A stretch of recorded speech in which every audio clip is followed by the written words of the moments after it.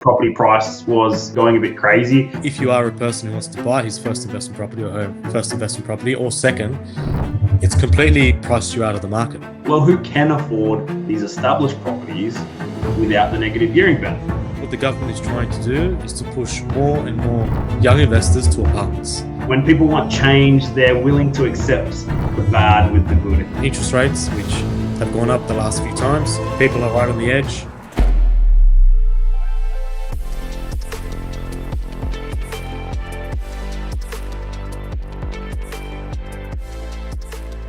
Welcome to another podcast. Thanks for joining me, Andrew. Man, it's been a big few weeks after the budget. I think we had a podcast right after the budget, and then this is sort of our second one. But when we did the first one, we hadn't really seen the reaction yet. There was sort of like that knee jerk. Everyone's like, "Oh my goodness, can't believe some of the rule changes and tax changes." But now we're sort of starting to see maybe a little bit more noise, if you know what I mean. So. What's your thoughts in a few weeks on? Look, people are definitely not happy. You can see that already in the property market as well, especially the auction clearance rates in New South Wales and Victoria. Things are definitely slowing down. And I think it's just that period of uncertainty as well, because you have the budget still going through, like in terms of the laws, if they're going to do changes or anything like that to the laws, which are going to come over the next few weeks.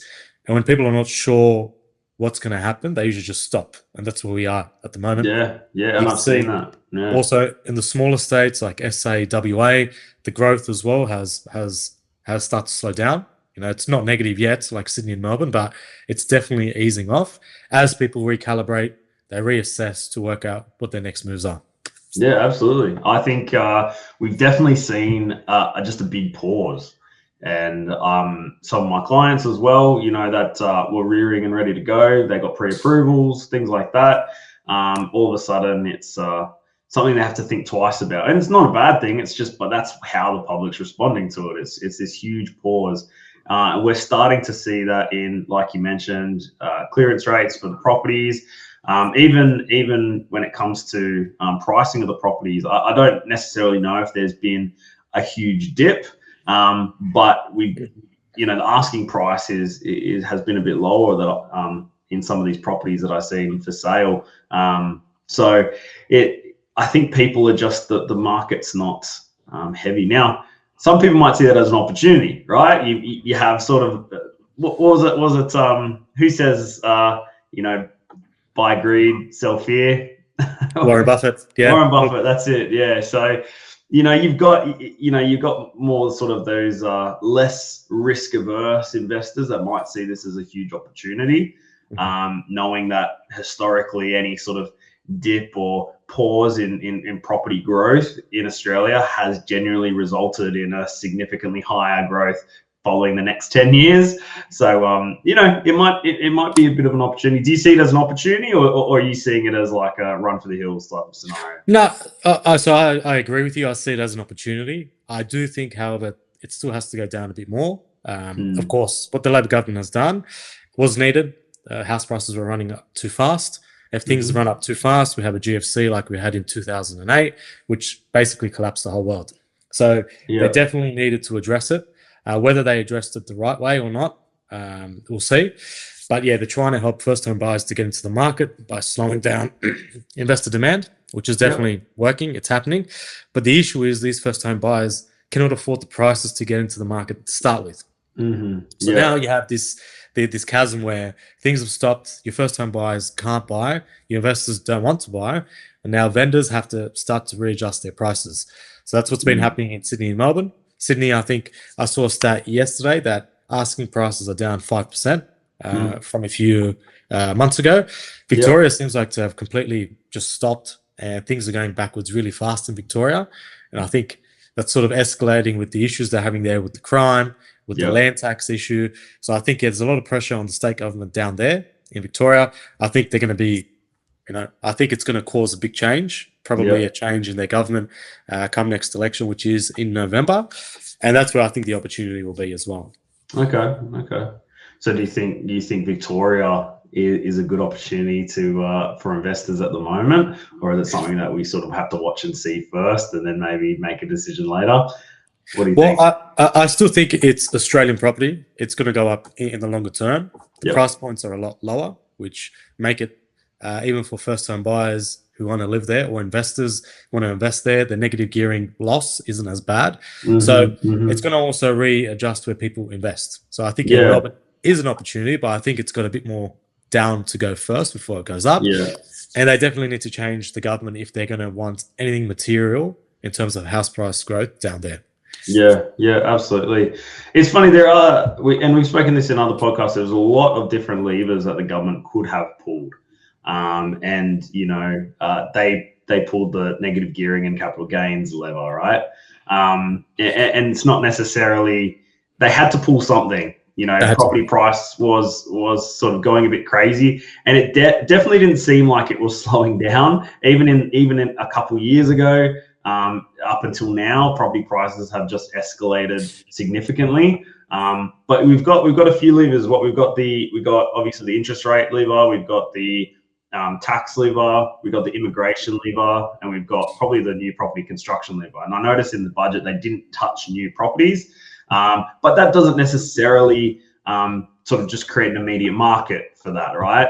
I think not only just sort of incentivizing investors to buy new properties, but they need to incentivize developers as well to build properties, and then we need to match immigration to stock. Exactly. You know what I mean? And I'm not necessarily one for extreme policies when it comes to either, you know, property or immigration, but you know, logic will tell you that it needs to balance, you know, of course. Somehow, whether we just smash out a bunch of new stock, whether we can do that at the rate we're bringing people into the country, or whether we look at immigration in a way to sort of limit that to make it more balanced. But I think they've pulled a couple of levers which have been in discussion for a long time, and I think that was the low-hanging fruit. I think it was easy for Labor government to go, you know what, we'll just do negative gearing, and you know, everyone's been talking about it, and that way we don't get, you know, too much of a, you know, side eye from the public. I think it had maybe an opposite effect because I think they know that there's probably a few other levers that might be more importantly to pull first, if that makes sense. True. Oh, look, I agree with that. I think yeah, migration is a big one, and there are a lot of issues going on at the moment, and you can see the Liberal Party getting absolutely smashed. You know, Angus is not doing anything. Now you're starting to see the fringes in terms of politics come into play. You've got the Greens, you've got One Nation. Yeah. And now people are starting to go really hard one way or the other. So agree, migration is a big issue when it comes to housing. And it sounds very simple, and I think it is. You don't need to stop migration all of a sudden, but let's just reassess it. Either catch up the houses, like you said, build more stock really fast so we can get the migrants to go into these houses, or slow down migration so we can catch up. Because you've got infrastructure, you've got housing, demand, all that stuff is all at an extreme point where prices are really high. And it's not going to help by adding more fuel to the fire, but getting more people that want those houses that we don't have. And I think it's important. Yeah, I think it's important to note that immigration is a really, really important lever because, as I mentioned, you have to sort of balance housing stock with immigration. And if we can go, okay, well, let's incentivize developers and builders. Let's just build. Let's just like sprawl out a little bit further, create new, you know, estates that people can buy into and create stock. But that's in itself can cause a lot of problems. I think I saw in the news recently that some of the issues they're having out in Box Hill with large scale development, which with not necessarily sort of the planning, the proper planning. So they're just getting smashed out there. Schools have sort of like this, what do they call it? Like demountables. Yeah, demountables to sort of house the kids temporarily until they can sort of figure something out. Traffic on Windsor Road, and they're looking at sort of expanding that. You know, it takes people an hour to get from A to B, which really without traffic would take about 10 minutes. So this is true. You know, it becomes a planning disaster when you sort of just go, okay, let's build at a crazy scale. I do think they need to create more incentive for builders and developers. And when I say incentive, it's more the opposite. I want them to make it easier for builders and developers to build and create stock. But immigration is such an important lever to pull And I agree with you. You can't stop immigration. There's a very, very important role that plays in our society, but we need to look at the numbers and make it make sense. You know what I mean? Exactly. And on top of that, you also have to mix in interest rates, which have gone up the last few times. Yep. People are right on the edge. Fuel. The fuel is coming because of the war. You've got like the perfect storm. You've got all of these things coming together, and it's putting real pressure on families as well. And I posted the other day on Instagram, I went to Coles and the strawberries were $9.20. Oh, that, And I was like, man, who the hell is going to be buying strawberries at $9? But that's where we are, because you got to understand as well, from the farmers, from the logistics companies, like they all have to pass on the cost to the end consumer. Absolutely. And it doesn't come straight from the farm to the shop either. It comes from the farm to the production facility and then to the shop. There's lots of costs involved that the consumer's paying when they buy from the big groceries. I think it is a perfect storm. We've seen perfect storms in economy before. Like, this is nothing new. Like, I think because if you ask your older generation in Australia, they'd say they've been through very similar scenarios. So what's the way to sort of get out? Because is it a time heals all wounds? Are we looking at 5 years and we'll look back at this and laugh, or is this something that's maybe longer term? What do you think? Look, I think it's definitely not going to just be a month or two, and I think this is something that's going to really drive into the next election cycle, because you're impacting a lot of people. So yes, you've got the property investors that have a lot of money, but basically what you've done for them as well is you've grandfathered all of the existing assets they had, which is fair enough. That's the way that they want to play it. But then you got to look at it on the next thing. It's like, well, if you are a person who wants to buy his first investment property or her first investment property or second, it's completely priced you out of the market. If you were just able to get there, you're gone. And now you need to have a lot of capital. You need to reassess whether those numbers work or not. Everyone talks about 30-year cycles. Fair enough. That's we look at property in a long-term cycle. But if all of a sudden your investment property, which was losing $20,000 per year, as in a tax loss, and you're getting 40% back, you're going to lose $8,000 per year, which is going to come from somewhere. It's going to come from your cash flow. It's going to come from your budget. So now you're like, well, I'm not going to get that $8,000 extra back in that example at tax time. So now it's going to cost me more. So either I buy a property that's a lower scale, that's cheaper, or I need to wait to save up more before I can get into the market. So it's a double-edged sword. Like, yes, you're helping the first-time buyers, but then on the second hand, or on the other side, where you're trying to help people to build wealth, to be less dependent off the government, you're actually slowing them down and making it really hard. It is funny. It has had that sort of negative impact, or the opposite impact that I think it was intended to have. And I shouldn't say impact, because we're sort of yet to see the issue. But for instance, when we're building wealth in Australia, I know that they're allowing investors to buy new homes and still get negative gearing, which is great. But new homes have also been subject to huge price increase. Builders' costs have increased, materials have increased. And so a new home isn't always at the price point of, your young investor who wants to start building wealth, right? And so we go, okay, well, now all of a sudden, from a cash flow perspective, they have to figure out how that established property is going to work for them, because they're not going to get, that negative gearing benefit. And so what it does leave, it says, well, who can afford these established properties without the negative gearing benefit? Okay, the wealth. Rich people. so you sort of go, okay, well, great. We've now isolated rich people, the only people now that can afford to invest in established properties. Now, I'm using a bit of hyperbole, but that's sort of what this policy has done. It says, okay, if you want to build your wealth, you're a young, 25-year-old, you're looking at build your wealth, you're starting a family, maybe you're investing, or you've already got your first time and you were looking to get your investment. Before, you'd say, okay, choose your pick, choose something that's nice and affordable, numbers are going to work for you that you can afford. Now it's like, okay, well, you can do new property, which is going to cost quite a bit, or we can go, oh, your nice, affordable, established property, but all of a sudden, it just doesn't work from a cash flow perspective. Exactly. And it's created a bit of a drama. So you're going to have to look at other opportunities for investment. And that's the impact that maybe the government did want. They did want a slow down of the market, but are we slowing down the market for your young wealth creators, or are we slowing down the market for everyone? And I think it's uneven. Yeah. It's look, we're yet to see. It's also, if you buy a new property as well, you get all those negative gearing benefits. The moment you sell that property, it's a second-hand property. So theoretically as well, you're going to have a less or a smaller buyer pool. They're going to buy those properties because another person is not going to get the same benefit. So you're like, well, what's going to happen to that market? What will happen to the second-hand market of new established properties if you want to sell them, within 3 or 5 years? So we're yet to see that as well. But I think as well, what the government is trying to do is to push more and more young investors to apartments. And you've heard me ramble on about apartments a lot. I'm not a big fan of them. Of course, they fit a role in a specific person's strategy, but you have a lot of apartments out there which they can just build willy-nilly anyway.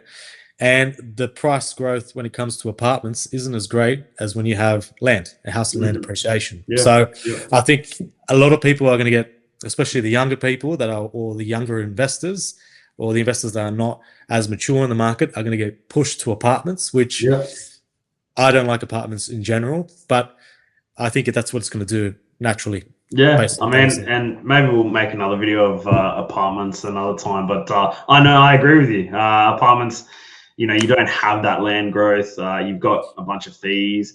You have a bunch of dramas with body corporate. I could bring someone on horror story after horror story to tell you some, body corporate issues that they've had when they just wanted to invest in an apartment, which they thought was going to be nice and easy. So definitely, I can see that trend coming.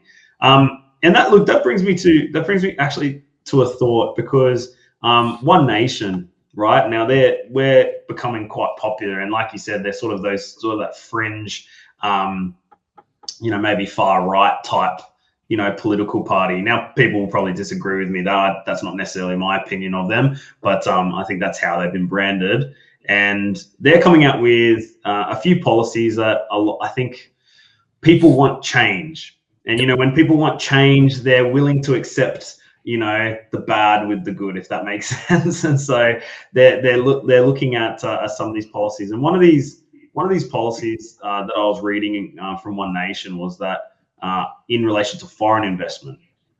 And I think there was a little bit of back and forth on whether that even applies to permanent residents. Can permanent residents buy a property in Australia? And I wanted to get your thoughts on that. Do you think that's a good policy, or do you think this is just One Nation sort of crowdfunding?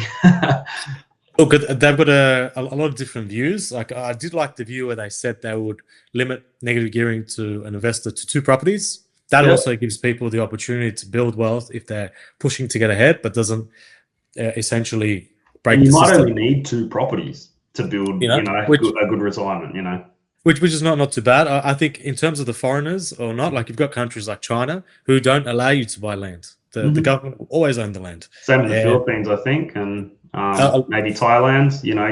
You can buy. I think you can buy condos or units, but you can't buy, the land that it's on. Yeah. The actual land. So I think, I agree to a certain extent. Like, foreign investors probably shouldn't be able to buy properties. Maybe the second-hand market. Maybe only do new established properties, which I think they do at the moment. I think the rules are somewhat like that. Yeah. But they're trying to attract capital into the country, and they're pushing it to new properties to drive GDP growth, which makes sense. Whether or not we should give foreigners land or not is a question for debate. I don't think One Nation will actually get through with that one. I think it's one of those policies where you put out 10 things and hopefully the top 3 stick. Whichever one people rally against, right? So I do find it's funny, because when you actually read, like, you read Labor, Greens policies, you see a lot of drama on screen, on media. You see a bit of, during reading time or whatever like that in Parliament. So you see a lot of drama, and they sort of put this this rhetoric out there. All the parties, One Nation's great at it, right? They put out this rhetoric out there, and they sort of drum up support that way. But if you actually take the time to read the policies of the coalition and the policy of Labor, it does give a bit more of a balanced view of what they actually stand for. And I always invite people to actually go to the party's policy pages and actually read through and figure out if maybe you actually, you know, you like a particular policy. Maybe that makes sense to you more than what the rhetoric says, if that makes sense. And I think that's a big part of.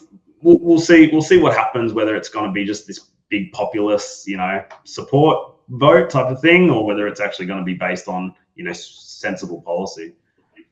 Well, but people are definitely angry out there, and they're voting, you know, with their feet. I know the election is really far away, but there was a campaign Albo did yesterday to raise money against One Nation. I don't know if you saw it on the news, asking people to donate $27.